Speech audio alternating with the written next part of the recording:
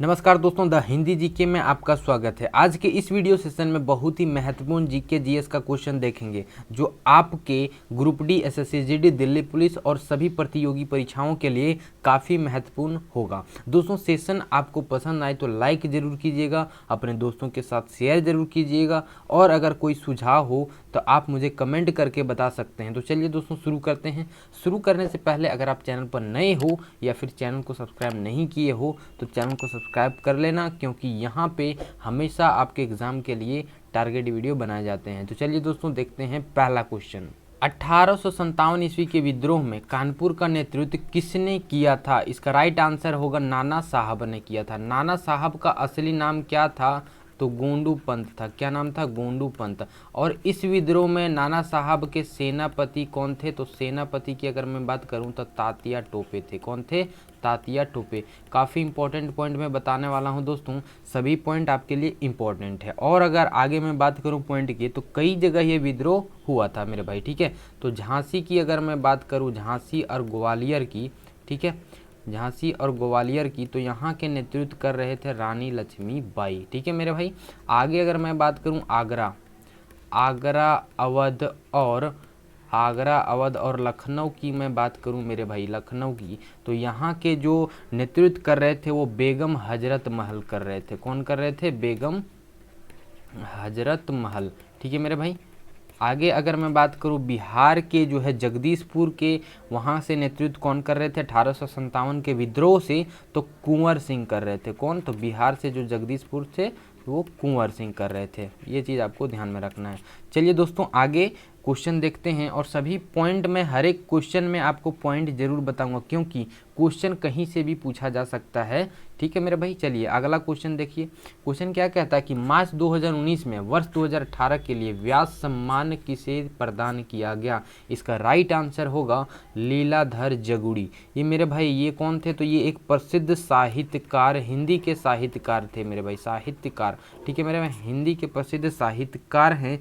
इन्हें जो दिया गया था वो 28वां व्यास सम्मान दिया गया था। लीलाधर का अगर चयन की मैं बात करूं मेरे भाई, चयन का, तो इनका चयन जो हुआ था वो डॉक्टर विश्वनाथन द्वारा किया गया था। ये चीज़ आपको ध्यान में रखना है, विश्वनाथ प्रसाद द्वारा किया गया था, ठीक है मेरे भाई। और दोस्तों अगर मैं बात करूं लीलाधर को किस लिए व्यास सम्मान दिया गया था, तो लीलाधर जुगड़ू के जो है यह सम्मान उनके कविता संग्रह के लिए दिया गया था। कौन से कविता था? तो कविता का नाम था जितने लोग उतने प्रेम के लिए दिया गया था। ये चीज़ आपको ध्यान में रखना है। काफ़ी इंपॉर्टेंट पॉइंट यहाँ से बन रहा है मेरे भाई। तो सभी क्वेश्चन जो बनेगा यहाँ से काफ़ी इंपॉर्टेंट होगा आपके एग्ज़ाम के लिए। और ये जो है कविता प्रकाशित हुआ था कब? तो 2013 में प्रकाशित हुआ था। ये चीज़ आपको ध्यान में रखना है मेरे भाई, ठीक है। प्रकाशित कब हुआ था? 2013 में। किस लिए दिया गया था ये व्यास सम्मान इनको? तो उनका एक कविता संग्रह था जितने लोग उतने प्रेम के लिए दिया गया था। आगे अगर मैं बात करूँ व्यास सम्मान की मेरे भाई, जो कि अब हम देख लेते हैं थोड़ा सा व्यास सम्मान के बारे में और जान लेते हैं इसके बारे में क्या है क्या नहीं है। तो दोस्तों यह सम्मान हर साल भारतीय भाषाओं, लेखक और कवियों को दिया जाता है। किसको? भारतीय भाषा, ठीक है मेरे भाई, भाषा और किसके लिए? तो लेखक और कवियों के लिए। ये चीज़ आपको ध्यान में रखना है, लेखक और कवि के लिए ये दिया जाता है, ठीक है। इस पुरस्कार को जो है वो 1991 में के बिड़ला फाउंडेशन के द्वारा शुरू किया गया था। ये चीज़ आपको ध्यान रखना है, ठीक है। के बिड़ला फाउंडेशन के द्वारा 1991 में इसका शुरुआत हुआ था। इस सम्मान के रूप में 3.5 लाख की रुपए राशि दी जाती है। कितना? तो 3.5 लाख की रुपए राशि दी जाती है। पहला व्यास सम्मान की अगर मैं बात करूं दोस्तों, पहला, ठीक है, पहला व्यास सम्मान 1991 में दिया गया था रामविलास शर्मा को। किसको? तो रामविलास शर्मा को दिया गया था। ये चीज़ आपको ध्यान में रखना, ये पॉइंट काफ़ी इंपॉर्टेंट है, ठीक है मेरे भाई। किस लिए दिया गया था? तो दोस्तों जो कि उनकी कीर्ति भारत के प्राचीन भाषा, परिवार और हिंदी के लिए दिया गया था, ठीक है मेरे भाई। सबसे पहला व्यास सम्मान 1991 रामविलास शर्मा, ठीक है। व्यास सम्मान कब शुरू हुआ था? 1991। किस फाउंडेशन के द्वारा शुरू किया गया था? के बिड़ला फाउंडेशन। सभी चीज़ आपको ध्यान में रखना है, ठीक है मेरे भाई। चलिए अगला क्वेश्चन देखिए क्या बोला है कि डेविस कप की तरह महिलाओं के लिए किस टूर्नामेंट का आयोजन किया जाता है डेविस कप के द्वारा। तो दोस्तों ये जो है फेड कप टूर्नामेंट का आयोजन किया जाता है मेरे भाई। ये जो है अंतर्राष्ट्रीय टेनिस फेडरेशन द्वारा जो है वो आयोजित किया जाता है। किसके द्वारा? तो अंतर्राष्ट्रीय टेनिस फेडरेशन द्वारा आयोजित किया जाता है। ठीक है मेरे भाई, आगे देखिए क्या बोला है कि भारतीय मैकियावेली की संज्ञा किसे दी गई है? मैकियावेली मेरे भाई इसका राइट आंसर होगा चाणक्य। ठीक है मेरे भाई, चाणक्य की अगर मैं जन्म की बात करूं मेरे भाई, इनका जन्म हुआ था 375 ईसा पूर्व में। कब हुआ था? 375 ईसा पूर्व में। गांव कौन सा था? अगर गांव पूछा जाए तो चाणक्य गांव था। कौन सा गांव? तो चाणक्य गांव। अगर मैं बात करूं मैकियावेली की प्रमुख रचना किस किताब में लिखी गई है, तो एक बुक है मेरे भाई द प्रिंस करके एक बुक है जो कि लिखी गई थी 1513 ईस्वी में। मैकियावेली की प्रमुख रचना इसी बुक में दी गई थी। ये क्वेश्चन आपके जो है वो 2018 में पूछा हुआ क्वेश्चन था मेरे भाई। ठीक है, इसलिए मैंने यहाँ पे पॉइंट जोड़ दिया। चलिए अगला क्वेश्चन देखिए क्या बोल रहा है कि किस क्षेत्र में उत्कृष्ट कार्य को पुलित्जर पुरस्कार के लिए मान्यता दी जाती है? इसका राइट आंसर होगा दोस्तों पत्रकारिता। ठीक है मेरे भाई, और इसमें अगर मैं बात करूं तो समाचार पत्र, पत्रिका, ऑनलाइन पत्रकारिता, साहित्य और संगीत रचना के लिए यह पुरस्कार दिया जाता है। कौन से पुरस्कार? तो पुलित्जर पुरस्कार। मैं यहाँ पे साइड स्क्रीन पे लगा दूंगा मेरे भाई कि किस किस के लिए ये दिया जाता है, क्योंकि कुछ भी क्वेश्चन आपके एग्जाम में पूछा जा सकता है। तो पॉइंट हमेशा ध्यान में रखिए, आपको साइड स्क्रीन पे दिख रहा होगा। ठीक है मेरे भाई, चलिए बोला है क्वेश्चन किस महापुरुष की जयंती को राष्ट्रीय युवा दिवस के रूप में मनाया जाता है? इंपॉर्टेंट क्वेश्चन मेरे भाई। ठीक है, किस महापुरुष की जयंती को अंतर्राष्ट्रीय जो है राष्ट्रीय युवा दिवस के रूप में मनाया जाता है? इसका राइट आंसर होगा स्वामी विवेकानंद। ठीक है मेरा भाई, इंपॉर्टेंट क्वेश्चन है। यानी कि जो है वो 12 जनवरी, कब? तो 12 जनवरी को प्रतिवर्ष जो है राष्ट्रीय युवा दिवस के रूप में मनाया जाता है। अगर मैं बात करूं युवा दिवस कब घोषित किया गया था मेरे भाई, तो सन 1984 को ये घोषित किया गया था, अंतर्राष्ट्रीय युवा दिवस को घोषित किया था। अगला क्वेश्चन देखिए मेरे भाई क्या बोला है कि तानसेन की परंपरा के संगीत धारणों को किस नाम से अभिहित किया जाता है? तानसेन मेरे भाई, तो इसका राइट आंसर होगा सेनिया घराना। ठीक है मेरे भाई, सेनिया घराना, या फिर बोला जाता है सेनिया परंपरा, या फिर सेनिया परंपरा। ये चीज़ आपको ध्यान में रखना है। कुछ भी ऑप्शन रहेगा, अगर सेनिया घराना है तो वो राइट कीजिएगा, या फिर सेनिया परंपरा तो वो राइट कीजिएगा। अगर शब्द घराना भारतीय जो है, सर घराना भारतीय अगर मैं बात करूं तो राष्ट्रीय संगीत के जनक तानसेन से ये संबंधित है। घराना मेरे भाई जो शब्द है वो किससे संबंधित है? क्वेश्चन पूछा गया था कि घराना शब्द जो है वो किससे संबंधित है, तो तानसेन से संबंधित है मेरे भाई। किससे संबंधित है? तो तानसेन से। ये इंपॉर्टेंट प्रश्न यहाँ से बनता है। अगर मैं बात करूँ घराना का अर्थ मेरे भाई, घराना का अर्थ की अगर मैं बात करूं तो संगीत की शैली होती है। क्या होती है मेरे भाई?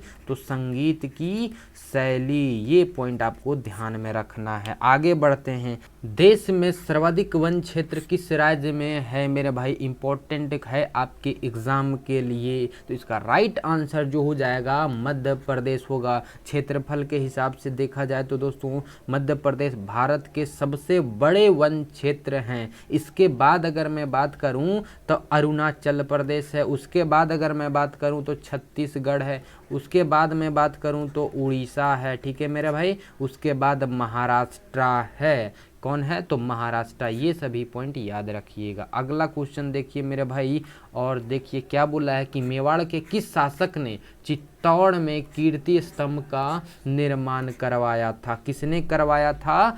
तो राणा कुंभा ने करवाया था। किसने करवाया था? तो राणा कुंभा ने। कब करवाया था? तो ये याद रखिएगा 1448 ईस्वी में करवाया गया था। यह स्तंभ जो है मेरे भाई राजस्थान के चित्तौड़ किले में स्थित है, ये भी पॉइंट याद रखिएगा। इस शानदार स्तंभ को मेरे भाई विजय स्तंभ के नाम से भी जाना जाता है। किस स्तंभ के? विजय स्तंभ के नाम से भी जाना जाता है। ये चीज़ आपको ध्यान में रखना है कि रूप में जाना जाता है, कहा भी जाता है क्या चीज़? तो विजय स्तंभ।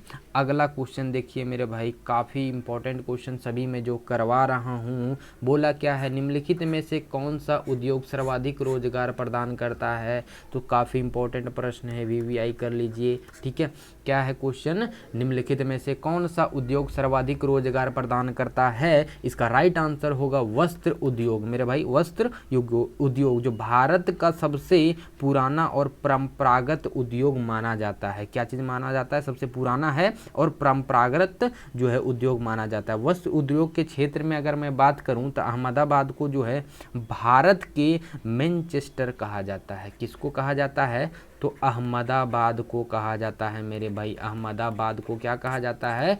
तो मैनचेस्टर कहा जाता है। ये चीज़ आपको ध्यान में रखना, यहाँ से क्वेश्चन बन जाएगा आपका। ठीक है मेरे भाई, अगला क्वेश्चन क्या है कि बोला है नचिकेता मोर समिति का संबंध किससे है? इसका राइट आंसर है बैंकिंग। अगला क्वेश्चन देखिए मेरे भाई, क्या बोला है? गाइडेड रॉकेट प्रणाली पिनका का सफल परीक्षण मार्च 2019 में कहाँ किया गया था? इसका राइट आंसर होगा पोखरण। ठीक है मेरा भाई, सभी क्वेश्चन इंपॉर्टेंट है। अगला क्वेश्चन, लोकसभा में कम से कम कितने सत्र बुलाए जाते हैं? कितने बुलाए जाते हैं? तो वर्ष में 2 बार बुलाए जाते हैं। 6 महीना का गैप दे करके जो है वो 2 बार बुलाया जाता है, वर्ष में 2 बार इसका राइट आंसर होगा। ठीक है मेरे भाई, इसमें लिखा गया है किसमें? तो 85 में लिखा गया है 85 के अनुसार कि लोकसभा की एक सत्र जो है कि अंतिम बैठक और आगामी सत्र की प्रथम बैठक के बीच में जो कि वो 6 माह के अंतर में जो है वो बुलाया जाता है। ठीक है मेरे भाई, नेक्स्ट क्वेश्चन है उच्चतम न्यायालय का मुख्य न्यायाधीश कितने वर्ष की आयु तक पदधारी रहता है? इसका राइट आंसर होगा 65 वर्ष। ठीक है मेरे भाई, ऑप्शन ए इसका करेक्ट है।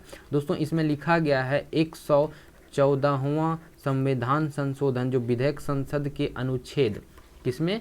अनुच्छेद में लिखा गया है 227 अनुच्छेद में ये संशोधन जो है प्रस्ताव किया गया था। किसमें किया गया था? तो 114वां संविधान संशोधन में अनुच्छेद 227 में ये प्रस्ताव स्वीकार किया गया था। अगला देखिए मेरे भाई, क्वेश्चन क्या है कि अरुणाचल प्रदेश के लिए दूरदर्शन का नया चैनल किस नाम से आरंभ किया गया है? तो इसका राइट आंसर है अरुण प्रभा। ठीक है मेरे भाई, अरुण प्रभा। अगला क्वेश्चन देखिए क्या है कि हिमालय शिखर पर विजय प्राप्त करने वाली प्रथम भारतीय महिला? तो बिछेंद्री पाल इसका राइट आंसर है मेरे भाई। काफ़ी बार ये क्वेश्चन पूछा गया है। कब किया गया था? तो साल 1984 में। कब? साल 1984 में उन्होंने दुनिया की सबसे ऊंची चोटी को छुआ था और एवरेस्ट की चोटी जो है वो छूने वाली दुनिया की ये 5वीं महिला पर्वतारोही हैं। कौन थी? 5वीं महिला है। ठीक है मेरे भाई, 5वीं महिला। ये चीज़ आपको ध्यान में रखना है। अगला क्वेश्चन देखिए क्या है, क्वेश्चन है हिमालय की सबसे ऊंची चोटी पर चढ़ने वाला प्रथम भारतीय था। कौन था? इसका राइट आंसर ऑप्शन बी। कब चढ़े थे ये? तो 29 मई 1953 को चढ़े थे। ठीक है, पॉइंट याद रखिएगा। नेक्स्ट क्वेश्चन देखिए, नौसेना का पूर्व कमान कहाँ है? नौसेना का पूर्व कमान विशाखापट्टनम में है मेरे भाई। अगर मैं बात करूं पश्चिम नौसेना, ठीक है मेरे भाई, ये पूर्वी नौसेना है।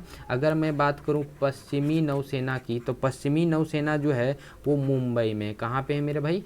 तो मुंबई में है। अगर मैं बात करूं दक्षिणी, ठीक है, दक्षिणी की बात करूं तो ये कहाँ है? तो कोची में है। ये चीज़ आपको ध्यान में रखना होगा। ठीक है मेरा भाई, यहाँ से पॉइंट बन सकता है। मुंबई मुख्यालय कोची में है। ठीक है मेरे भाई, और दक्षिणी जो है वो कोची में, पश्चिमी जो है वो मुंबई में है। अगला क्वेश्चन देखिए क्या बोला है, कोणार्क किस लिए प्रसिद्ध है? तो कोणार्क जो है वो सूर्य मंदिर के लिए प्रसिद्ध है। यह मंदिर जो है उड़ीसा में है। कहाँ पे मेरे भाई? तो उड़ीसा के पुरी जिले में, उड़ीसा में है और जिला पूछे तो पुरी में स्थित है। इसे लाल बलुआ पत्थर और काले ग्रेनाइट पत्थर से जो है वो 1236 और 1264 में गंग वंश के राजा जो है नीर सिंह देव द्वारा बनाया गया था। कब ये बनाया गया था?